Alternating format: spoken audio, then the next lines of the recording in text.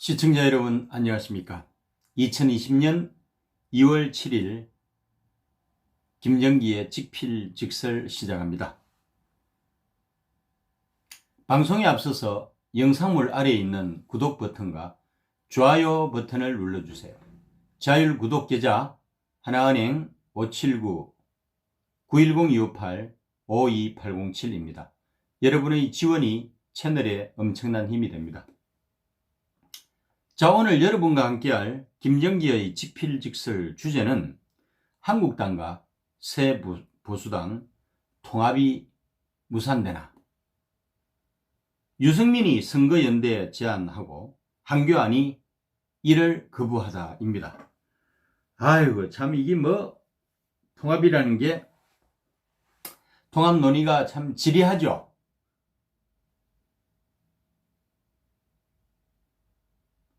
아직까지도 결론이 안 나고 있습니다.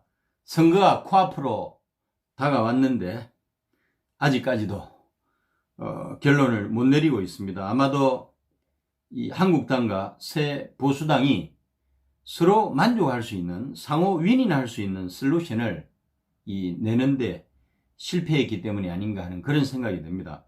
원래 협상이라고 하는 것은 상대를 존중하면서 상대방의 이익을 챙기면서 자기 것을, 자신의 이익을 조금 손해를 감수하는 그런 구조예요. 그래서 이제 상호 윈윈하는 그림을 그려야 되는데, 현재까지 계속 나랑인 것이 문제다 하는 것이죠. 그런데 유승민이 한교안에게 선거연대를 제안했다고 그러고 한교안은 이를 거부했다고 이야기합니다. 최근에 유승민은 한교안에게 선거연대를 제의를 했답니다. 합당을 하지 말고 각자 후보를 내고서 지역구 단위에서 후보 단일화 하는 그런 방식을 제안했다는 거예요. 그러면서 통합을 하게 되면은 이것이 보수 전체가 승리하는 길인지 대화를 진행 중에 있다는 그런 이야기입니다. 그런데 이제 한교안 대표도 생각이 비슷하겠고, 자유한국당 의원들이 거부하는 이유로 고작 선거연대하려고 당내 반발을 감수하면서까지 우리가 기다린 게 아니다 라고 이야기를 합니다. 그런데 유승민 대표는 혁신 없는 협상에 명분이 없다라고 이야기했습니다. 서로 생각이 다른 거예요. 자유한국당 의원들이나 황의 생각은 공천 기득권을 지키기 위해서 연대를 제안한 것이다 라고 또 이야기를 하고, 그러니까 티격태격하고 있고요. 한편 보수 빅텐트라고 하는 소위 말해서 그 통추위, 요즘 혁통이라고 그러더라고요. 이 혁통위의 새 보수당 의원들 중에서 정병국 의원과 정운천 의원 등이 적극적으로 참여를 하고 있는데, 상황이 여의치 않으면 별도로 통합신당에 합류를 할 수도 있다 하는 그런 이야기를 하고 있습니다. 오늘인가요? 누구죠 여러분? 바른미래당 당대표 손학규의, 이거는 손로남불이네요. 당대표로서 정말 오로지 노역으로만 가득 차 있는 손학규를 가까이서 지키던 그런 국회의원들이 이탈을 하기 시작했고요. 급기야는 오늘 자유한국당에 공개적으로 입당을 한 그런 현역 국회의원도 있습니다. 제 기억으로는 이찬열 의원인 것 같은데요. 이찬열 의원이 손학규 밑에서 사실은 기초의원부터 성장을 한 사람입니다. 그리고 당선되는 데 있어서도 손학규가 절대적인 역할을 했고요. 그래서 손학규가 옛날에 탈당을 할 때도 이찬열은 손학규와 함께 뜻을 같이 했습니다. 그 정도로 이 한한데, 이번에는 손학규 당대표의 그 치매 이 정치죠. 정말 이것을 견디다 참다 못해서 자유한국당행을 결심을 한 것 같습니다. 그래서 합류를 했듯이 지금 유승민 이 대표, 그러니까 뭐 새보수당 뭐라고 그러더라? 보수재건위원장인가? 이 유승민 의원이 어떻게 보면 끝까지 협상이 난항에 난항을 거듭하도록 나름대로 수를 두고 있다고 생각합니다. 그러다 보니까 정병국, 정운청 등 여러 명의 의원이 결렬이 될 경우는 별도로 합류를 하겠다 하는 그런 이야기입니다. 심지어는 뭐 유승민을 빼고 다 들어올 수도 있다. 뭐 100%는 아니겠지만 어쨌거나 그런 이야기까지 해자가 되고 있습니다. 그러니까 유승민 의원은 그는 뭐 혁신이 안 보이는데 합당의 명분이 없지 않느냐. 이게 유승민이 겉으로 내세우는 슬로건일 거고 속으로는 공천 지분이겠죠. 그 협상이 여의치가 않는 겁니다. 유승민 대표가 이끄는 새보수당의 지분이라는 게 너무 과도하게 요구를 해서는 안 됩니다. 우리는 108석이고 새보수당은 8석입니다. 108석 대 8석이에요. 이게 이제 10분의 1도 안 되는 거잖아요, 사실은. 그럼에도 불구하고 과도한 요구를 해서는 안 된다. 통상적으로 이 당대당 통합이라는 것은 원래 역사가 있습니다. 옛날에 신한국당과 꼬마민주당, 그러니까 이해창의 신한국당과 꼬마민주당의 이기택의 꼬마민주당이 합당을 할 때도 7대3으로 나눴습니다.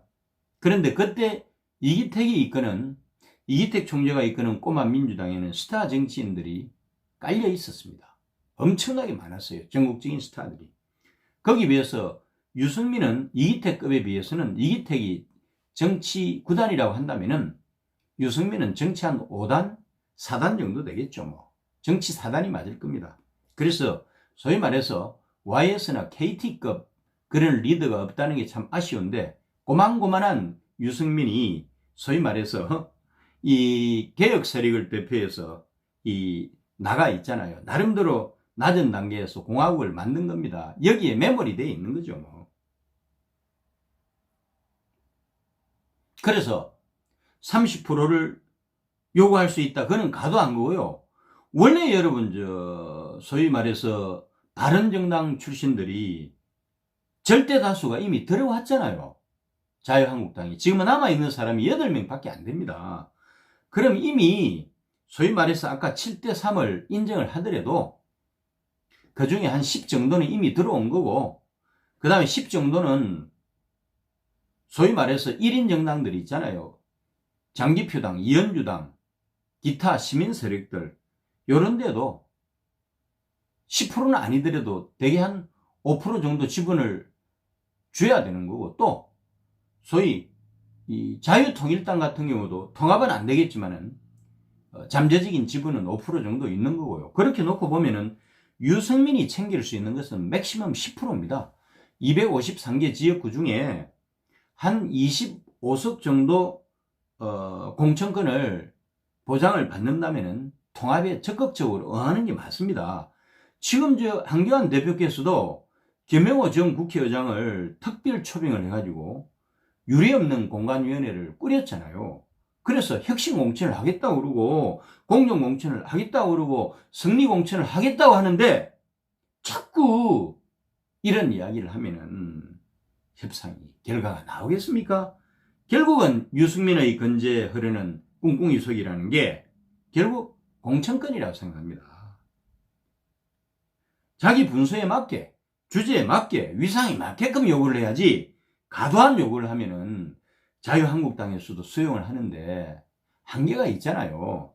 그렇게 해서 이번에 우리의 공동의 적이 더불어민주당과 문재인 대통령인데 그 큰 대의를 가지고 움직여야지. 이 꼬마 정당 이거 또 이대로 내버려두면은 지역구 의석 단 한 석도 확보를 못할 정당을 이렇게 하나 합쳐가지고 다 살려주겠다는데 웬만하면 협상을 해야 되는 거 아닙니까? 아니 지금 유승민을 비롯해서 8명이 예를 들어서 새 보수당 후보로 이번에 출마를 해보세요. 저는 전멸이라고 봅니다. 다 떨어져요. 물론 뭐 비례 의석은 대여섯석 챙기겠죠. 그러면 지금 현재 현역 의원들은 저는 배지가 날아갑니다. 이런 절체절명의 위기를 가지고 있는 주제에 지나치고 과도한 요구를 해서는 안 되는 거죠. 그래서 웬만해서는 대한민국을 구하고 보수를 지킨다는 의미에서 큰 틀에서 큰 대의명분을 가지고 움직여줘야지 아주 세부적으로 들어가면 안 되는 거예요. 그래서 유승민 리더십을 좁쌀 영감 리더십이라고 그러는 거예요. 좀 멀리 크게 내다보고 조국 대한민국을 생각을 해야 될 거 아닙니까? 이번 총선에 원내 가반 의석을 범보수연합이 확보하지 못하면은 대한민국 미래가 암담하잖아요.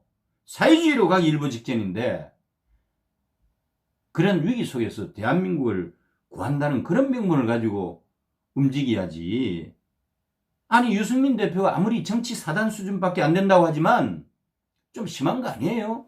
이 정도 끌고 꼼수 뿌렸으면은 웬만하면 들어오세요. 선거연대를 하겠다는 것은 본인의 이익을 극대화하겠다는 것밖에 더 되겠어요? 선거연대를 하겠다는 것은 8명을 일단 살리고 그 다음에 비례대표도 챙기고 그래가지고 원내 교섭단체 정도 목표로 해서 움직이려고 하는 야무진 꿈을 가지고 있는 거 아니에요? 그 쉽지 않습니다. 어쨌거나 우리 자유한국당이 혁신적인 요소가 좀 필요해서 비교적 옛날에 새누리당과 한나라당에 걸쳐서 좀 개혁파를 대표한다기보다는 지향하는 그런 인물들이 구성원이 된 정당 아닙니까? 그런데 그 중에서도 절대 다수는 이미 자유한국당에 들어왔어요. 남아있는 패잔병들 가지고 계속해서 그 개혁을 외칠 겁니까? 나라가 망하게 생겼는데. 그래서 웬만하면은 꼼수 그만 뿌리고 힘을 합칩시다.